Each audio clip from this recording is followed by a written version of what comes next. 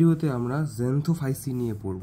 ঠিক আছে, জ্যান্থোফাইসির মধ্যে তোমাদের ভাউকেরিয়া পড়বে, তোমরা জানো, তাই ভাউকেরিয়া যে শৈবালটা আছে সেটা সম্বন্ধে তোমরা এই ভিডিওতে পড়বে। ভিডিওটা দেখো ভালো করে, একটা ভিডিও দেখি তোমাদের অনেক কিছু জানতে পারবে। ঠিক আছে, তো উদ্ভিদ দেহটা কেমন দেখো, এটা কি লেখা আছে, সিনোসাইটিক, মানে একটা কোষের মধ্যে কোনো প্রস্থপ্রাচীর থাকবে না এবং অনি নিউক্লিয়াস। দেখো এখানে অনি নিউক্লিয়াস আছে না, এটা কিন্তু একটা শৈবাল যার মধ্যে আমরা কি সিনোসাইটিক কোষ দেখতে পাই। ঠিক আছে, এবং ছবিটার মধ্যে দেখো এগুলো হচ্ছে তোমাদের শাখাগুলোর মধ্যে নিচের দিকে রাইজোয়েট আছে, এটা মাটি থেকে পুষ্টিরস শোষণ করতে সাহায্য করে, মাটি বা জল থেকে। এবং এপাশে দেখতে পাচ্ছ এগুলো হচ্ছে তোমার সেক্স অর্গ্যান, অ্যানথ্রেডিয়াম আর উডোগোনিয়াম।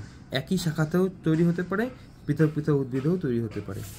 তারপর দেখি আমরা ভাউকেরিয়ার যে সঞ্চিত খাদ্যবস্তু সেটা কিন্তু অয়েল যে দানা বা তৈলবিন্দু বলে সেটাতে খাদ্যবস্তু। এবার খণ্ডীভবন প্রক্রিয়ার এর অঙ্গযোজন সম্পন্ন হয়ে দেখা গেল কোনো কারণে কেটে গেল, তো নতুন একটা আমাদের শৈবাল তৈরি হতে পারে।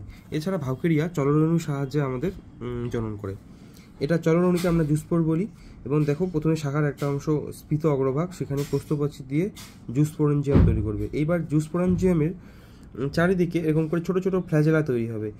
এবার ফ্ল্যাজেলা তৈরি হলেই এই জুস্পোরেঞ্জিয়াটাকে আমরা কি বলছি, সিনজুস্পোর। ঠিক আছে, টোটালটাকে আমরা বলছি সিনজুস্পোর।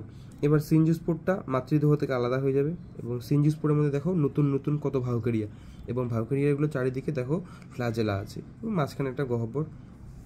পরবর্তীতে এই প্রত্যেকটা রেণু যে আছে সেটা অঙ্কুরিত হয়ে আমাদের একটা নতুন একটা ভাউকেরিয়া তৈরি করতে পারে। তো এটা হচ্ছে তোমার চলনঅণুর সাহায্যে।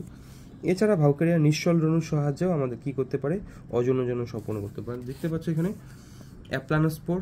অ্যাপ্লানোস্পোরাঞ্জিয়াম, তার মধ্যে অ্যাপ্লানোস্পোর দেখো এর চারিদিকে আমাদের কোনো ফ্ল্যাজেলা আছে নেই। অ্যাপ্লানোস্পোর মাটিতে অঙ্কুরিত হয়ে, ভিতর কিন্তু অনেক নিউক্লিয়াস আছে, দেখতে পাচ্ছ অনেক নিউক্লিয়াস অঙ্কুরিত হয়ে আমাদের নতুন একটা থ্যালাসদেহ তৈরি করতে হবে। এছাড়া একাইনেট সাধারণত আমাদের খাদ্যবস্তু জমা হওয়ার জন্য একাইনেট তৈরি হয়। এবং এই একাইনেট যখন হয় তখন কি শৈবালটা কেমন দেখতে লাগে, গনগোসিরা, এই জন্য একে বলা হয় গনগোসিরা স্টেজ, এটা মনে রাখবে। এবার ভাউকেরিয়া যৌনজারণ, এই তোমরা একটু আগে ছবিটা দেখতে পাচ্ছ, উগোনিয়াম মানে হচ্ছে তোমার ডিম্বাণুস্থলী, আর অ্যানথ্রেডিয়াম মানে হচ্ছে পুংধানীস্থলী। ঠিক আছে, একই উদ্ভিদে হতে পারে, আবার পৃথক পৃথক উদ্ভিদেও তৈরি হতে পারে।